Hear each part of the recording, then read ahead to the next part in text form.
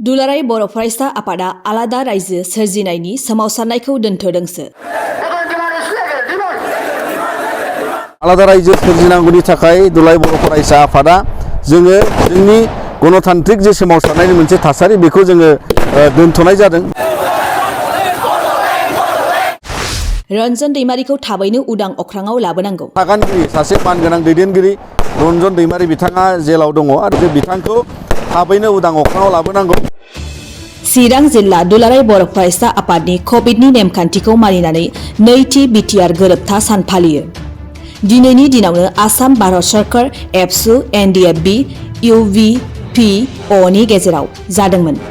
बर'नि बे थामथि गोरोबथा सानखौ दिनै चिरां जिल्ला दुलाराय बर' फरायसा आफादा कभिडनि नेमखान्थि मानिनानै जर'खा हाबाफारिजों थाइखाजरानि दैमालु फरायसालियाव फालिदों। जेराव मिरु एबसुनि लोगो आफादगिरि खोरोमदाव वारिजों लोगोसे आफादनि गोबां मावथिफोरा बाहागो लाना फिरफिलाखौ बिरहोनायनि उनाव मुंख्लंफोरनो मान बावनायजों लोगोसे बड'फा उपेन्द्रनाथ ब्रह्मनि सावगारियाव बिबार बावना मान होयो।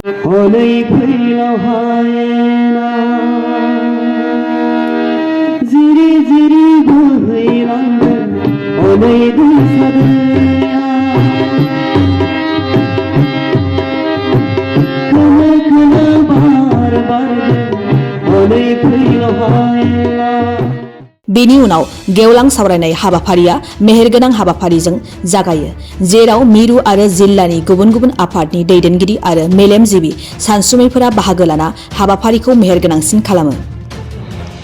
मिरु एबसुनि लोगो आफादगिरि खोरोमदाव वारिया दिनैनि बे बुब्लियाव बिटिआर गोरोबथानि 2 बोसोरनि बयनिसिमबो गाहाम हामलायथि बावहरो आरो माखासे दफाफोरखौ मावफुंनायजों लोगोसे थाबावनाय दफा जेरै 3.1 दफानि बादियै सिमा बारायनाय, गिदिर गिदिर फसंथान गायसननाय हाबाफोरखौ मावफुंजागोनखौ मिजिंथिदों।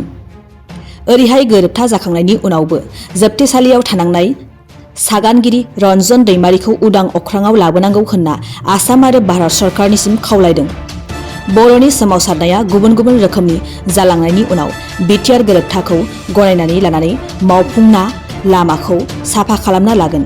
दुलाराय बर' फरायसा आफादा आलादा रायजो सोरजिनायनि सोमावसारनायखौ दोनथ'दोंसो होनना बुङो।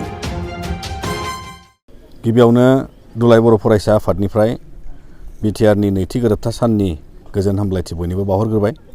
दा दुलाराय बर' फरायसा आफादा बे 27 जानुवारियाव 2020 जालांनाय गोरोबथानि सागानगिरि मोनसे आफाद हिसाबै दिनैहाय जोङो गासै जिल्लानि सिङाव बेबादि मोनसे हाबाफारिखौ जों फालिनाय जादों।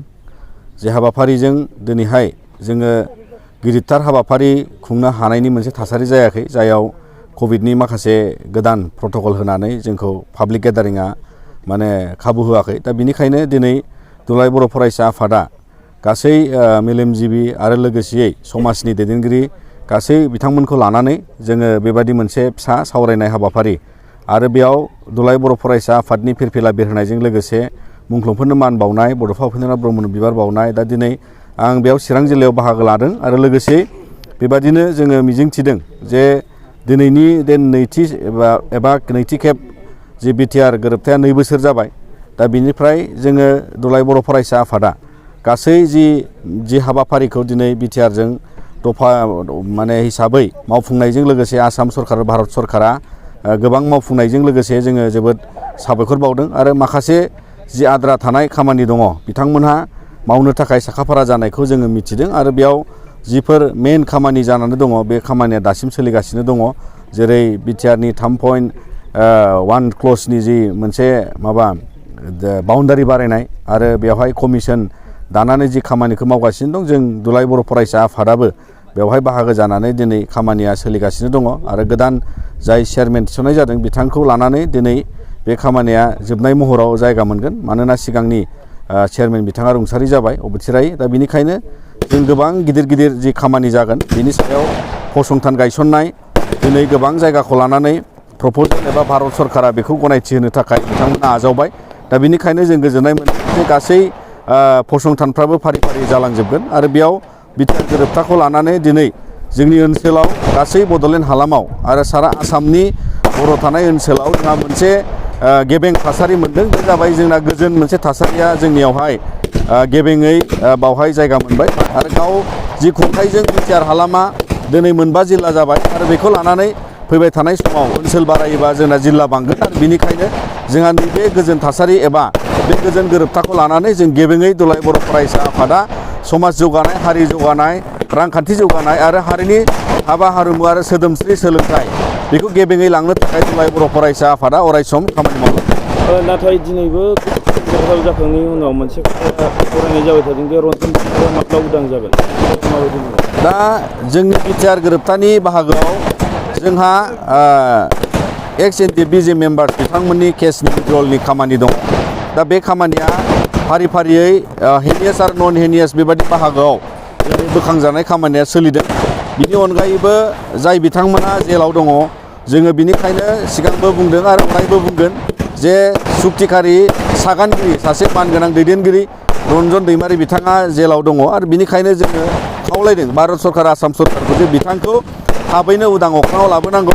मानोना बिथाङा सासे सागानगिरि महरै, दैदेनगिरि महरै बर' हारिनि गेजेराव दिनै बे गोजोन गोरोबथानि गेजेरजों मोनसे समाजाव गोजोन गनायथिखौ होनो थाखाय बिथाङाबो दिनैहाय आवगायनाय सासे दैदेनगिरि आरो बिनिखायनो बिथांखौ मान होनानै जोङो बेबादि सासे दैदेनगिरि बिथांखौ उदां अख्राङाव लाबोनांगौ आरो दुलाराय बर' फरायसा आफादा गासै केस उइड्रल जानांगौनि थाखाय आरो बिथांमोनखौ रिहाबिलिटेसन जि मोनहोनाय आरो मोनबावनांगौनि थाखाय जोङो दिनै मुंख्लंफोरनि अनसुंथाइ मोननांगौनि थाखाय न'खरफोरनो बेफोर गासैखौबो दिनै दुलाराय बर' फरायसा आफादा नोजोर बोनानै जयै जोङो सावरायनाय आरो सम सम जोङो भारत सरकार, आसाम सरकारखौ जोङो बिथांमोनखौ मोनसे गोनां बादि जोङो बिथांमोनजों सावरायनानै गोसार होनाय बा बिथांमोनखौ नारसिननाय बे खामानिखौ जों मावलांबाय थादों। बर'फोरनि आलादा रायजो सिमां नाथाय बिटिआर गोरोबथाया जाबाय बेसेबां जोंनि गांनाय उखैनाया बेसेबां बेसिम सुफुंजाखो आरो बेसेबां सुफुंजाखो?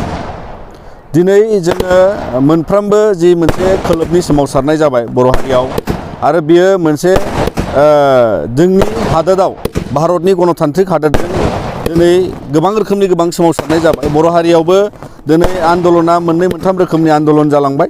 बिनि गेजेराव जोंहा मोनथाम गोरोबथा जि जालांबाय बिटिआर गोरोबथा, बिनि उनावबो दिनै दुलाराय बर' फरायसा आफाद हिसाबै जोङो जिखिनि बे गोरोबथाजों गनायनानै लानाय जि खामानि मावनो गोनां दङ बेफोर गासैखौबो मावनायनि उनाव बा बेखौ मावना लाजोबनानै जोङो मोनसे लामाखौ जोङो साफा बा जोंनि लामा क्लियार जानायनि मोनसे बिथिंखौ जोङो नोजोर लादों आरो बेयाव आलादा रायजो सोरजिनांगौनि थाखाय दुलाराय बर' फरायसा आफादा जोङो जोंनि गणतान्त्रिक जे सोमावसारनायनि मोनसे थासारि बेखौ जोङो दोनथ'नाय जादों। मानोना बे गोरोबथाखौ मान होनानै गोरोबथाखौ मोनसे सम मोनसे लानानै दिनै समाजाव गोजोन आरो जौगाथायखौ लाबोनो थाखाय खामानि मावनांगौनि थाखाय मोनसे थासारि जोंनि ओनसोलाव नांगौ। मानोना गोबां हारि आरो देशफ्रावबो बेबादि गोलाव सम सोमावसारनाय मोनसे थासारियाव थानायनि उनाव मोनसे जोबनायनि महर फैयो। बे जोबनायनि महराव जोबथा जि महर फैगोन बेखौ जों दाबो मोननो हायाखै आरो बिनिखायनो बे गोरोबथाजों जिफोर खामानिफोर मोनबाय मावनांगौ दं हारि जौगानायनि थाखाय, समाज जौगानायनि थाखाय बेखौ जोङो लांनानै